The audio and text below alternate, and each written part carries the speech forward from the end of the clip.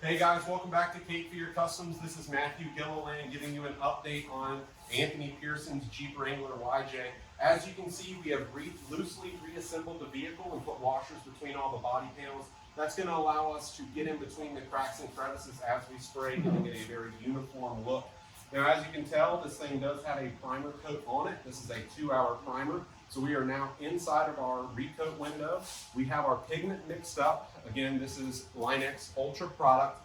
This is a purely aliphatic blend, meaning that it will never fade. It's a fantastic replacement for powder coat, meaning that it will bend with the metal if something were to impact it. It's also not going to splinter, making it great for T-tops or any other thing that you would consider to be powder coated. So right now our machine is up to temp. My guy is ready to spray and we're about to get this ball rolling. Check it out.